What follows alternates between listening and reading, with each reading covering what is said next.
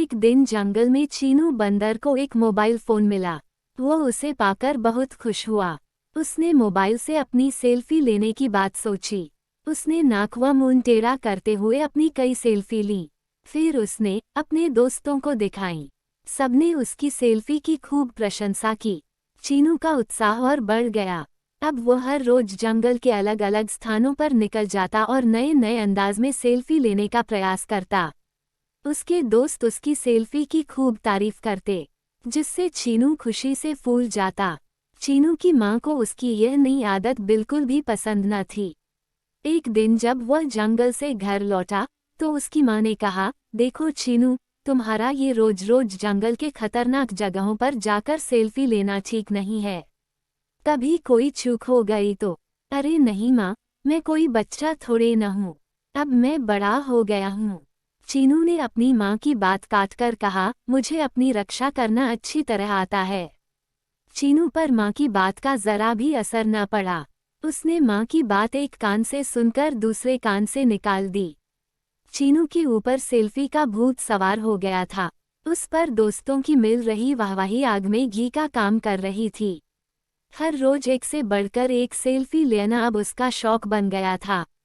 वो कभी किसी पेड़ पर चढ़कर तो कभी जंगल के किसी पहाड़ या नदी के पास जाकर सेल्फी लेता रहता था। कभी कभी तो किसी हाथी या फिर जिराफ की पीठ पर सवार होकर भी सेल्फी लेने लगता था। धीरे धीरे उसे सेल्फी की लत लग गई। चीनू खुद को जंगल का सबसे बड़ा सेल्फीबाज सिद्ध करने में लगा रहा।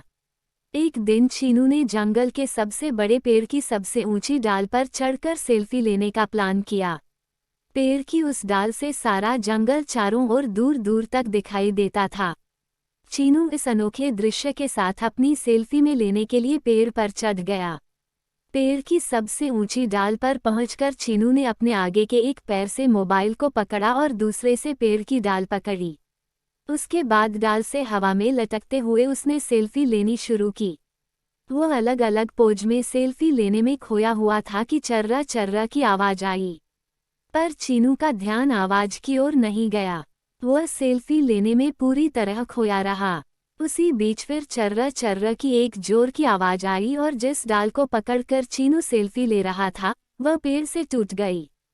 चीनू पेड़ की डाल पकड़े हुए अन्य डालों से टकराता हुआ ऊपर से नीचे धम से जमीन पर आ गिरा।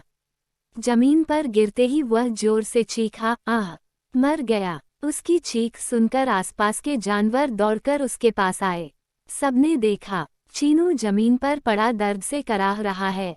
वे उसे उठाकर तुरंत जंगल के डॉक्टर भालूराम के पास ले गए।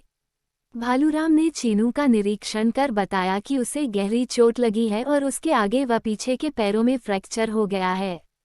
उसे अब काफी समय तक आराम करना पड़ेगा। इसी बीच चीनू की माँ भी चिंपांजी से खबर पाकर वहां आ गई थी। वो डॉक्टर भालूराम की बात सुनकर फूट फूट कर रो पड़ी।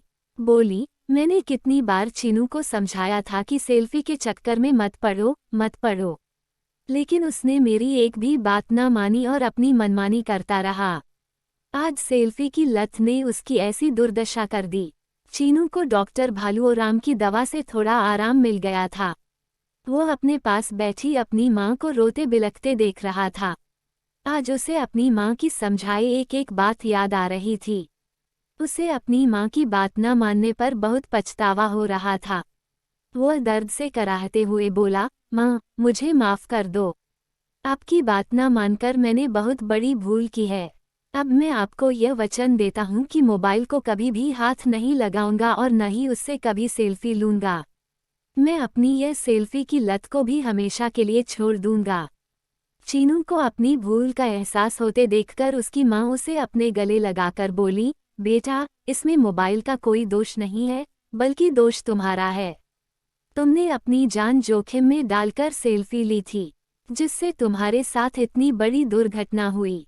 अगर तुम सही और सुरक्षित तरीके से सेल्फी लेते तो इस हादसे का शिकार होने से बच जाते।